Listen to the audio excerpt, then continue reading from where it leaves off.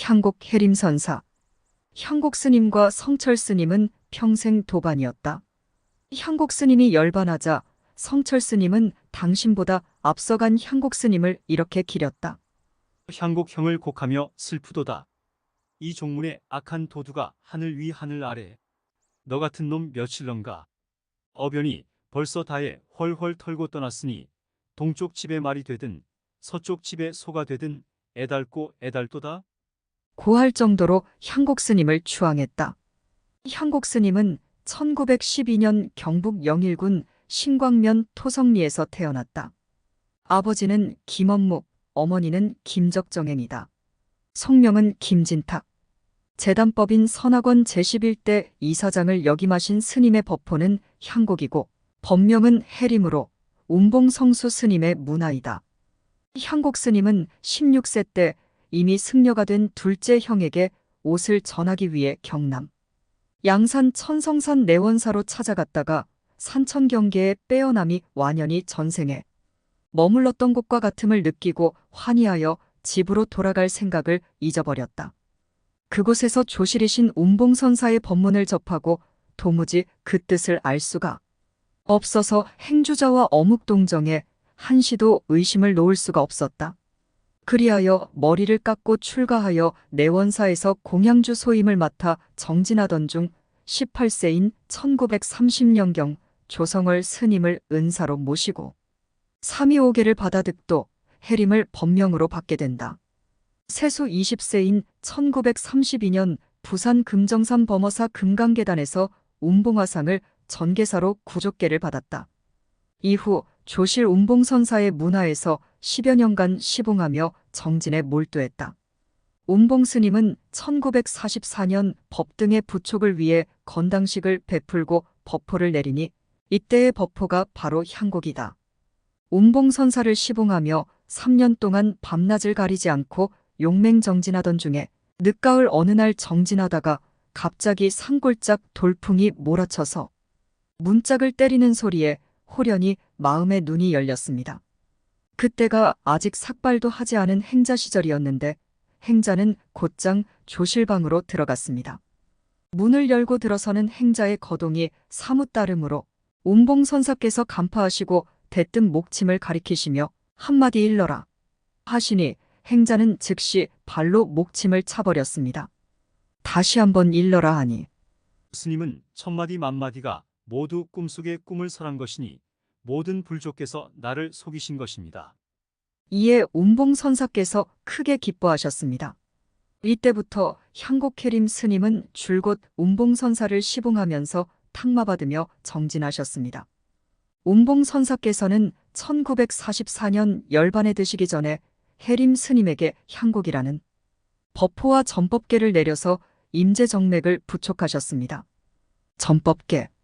향곡 해림 장실에 붙이노라. 서쪽에서 건너온 문자 없는 법인은 전할 것도 받을 것도 없는 것 만일 전하고 받음. 없는 것조차 뚝 떠나면 까마귀는 날고 토끼는 달리느니라. 향곡 선사께서는 그 후 1947년에 문경봉암사에서 제방의 발심 성객들과 함께 과거에 안 것은 다 접어두고 참으로 부처님과 조사의 경지에 이르도록 다시 분심과 신심을 내어 멋지게 공부하여 보자 며 용맹정진에 들어가셨습니다. 하루는 도반인 성철 스님이 죽은 사람을 죽여 다하여야 바야흐로 산 사람을 보고 죽은 사람을 살려 다하여야 비로소 죽은 사람을 볼 것이다 하는 법문의 뜻이 무엇인가? 라고 묻자 선사께서는 여기에 막혀 몰록 화두 일념삼매에 드셨습니다. 완전히 대사인이 되어 3-7일 간을 일념삼매에 빠지셨다가 하루는 도량을 걷는 중에 문득 자신의 양손이 흔들리는 것을 발견하고 대사가 콸크게 죽었다가 다시 살아남 화련대오하셨습니다. 이때 오도송을 읊으시기를 홀련히 두 손 보고 전체가 드러나니 삼세의 불조가 다 눈 가운데 꽂이로다. 천경전과 무수법문 다 무슨 물건인가 이로 조차 불조가 다 몸을 잃어버렸도다. 봉암사의 한번 웃음 천고의 기쁨이요 희양산 구비구비 만겁에 한가롭네. 내년에도 또 있겠지. 수레같이 둥근 달 금풍이 부는 곳에 하게 울음 새롭도다. 이로부터 천하 노화상들의 공한 법문에 속지 않고 걸림없이 이미자제로 대사자우를 하셨습니다. 이렇게 봉암사에서 향상의 진리를 깨치신 후 제방 선지식들을 두루 참방하여 거량하시니 비로소 불조의 정문정안이 만천하에 적나라하게 드러나게 되었습니다. 그리하여 한국 선종사의 향상일로의 정안의 장이 열리게 되었던 것입니다. 선사께서는 제방 선원의 조실 초청을 받아 각 곳에서 납자를 지도하시고 또 동해안 기장 원래 묘관음사의 선원을 개설하여 후학들을 지도하는 한편 조계산 선암사, 경주 불국사, 팔공산 동화사의 조실 및 선학원장을 역임하시면서 향상일로의 종풍을 크게 선양하셨습니다. 향곡선사는 성격이 소탈하고 호방하며 섬세한 면도 갖추었다. 키가 크고 골격도 커서 보기만 해도 사자우를 날릴 것 같은 인상을 지녔으나 의외로 어린애같이 순수한 감성을 지녔다. 명예에 급급하지 않고 팔도를 유람하며 일생을 자유분방하게 살았다.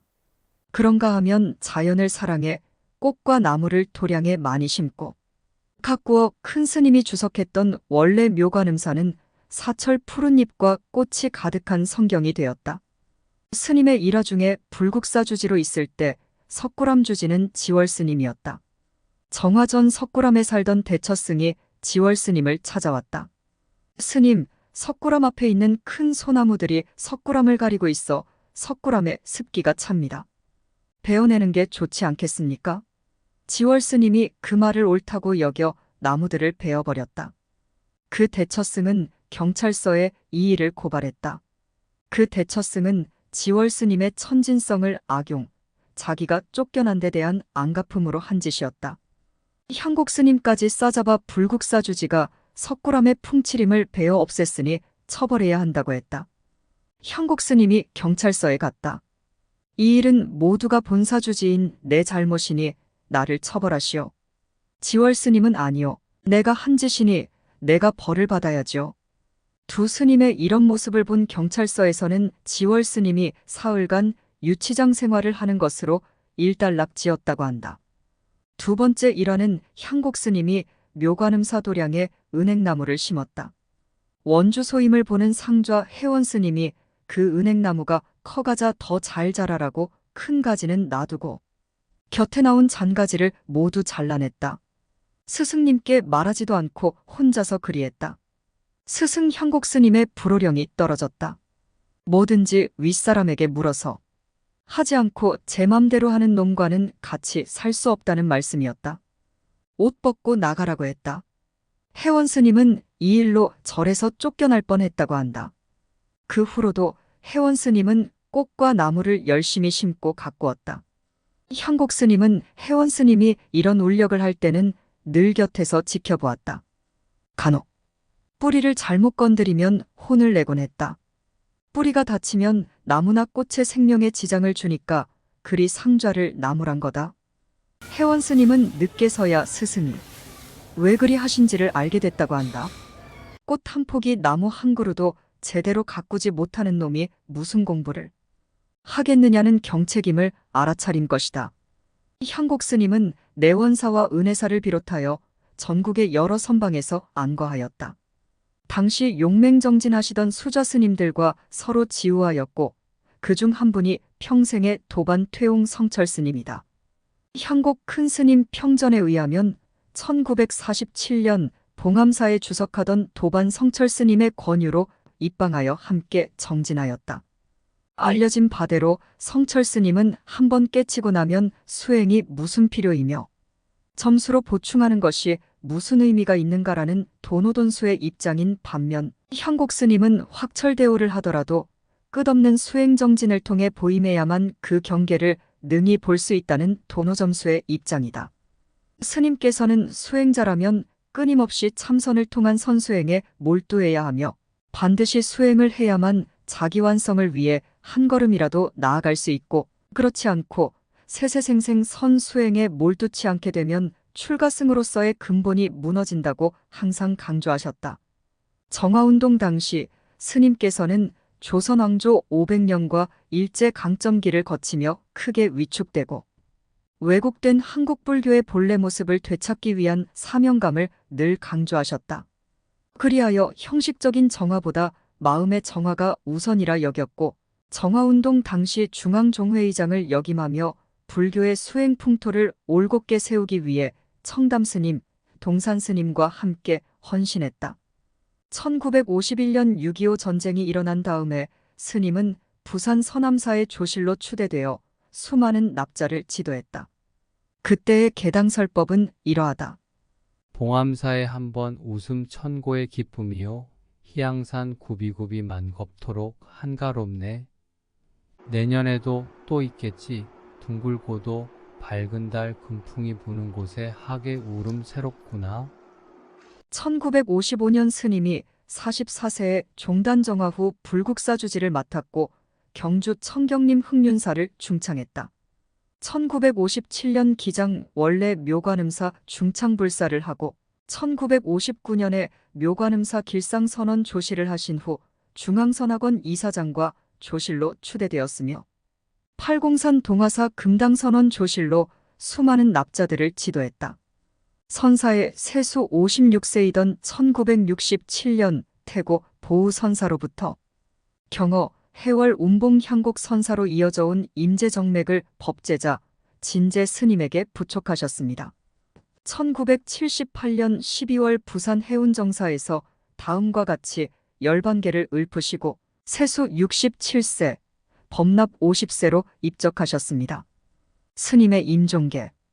모기는 잿마루에서 옥피리를 불고 성녀는 시냇가에서 춤을 추네.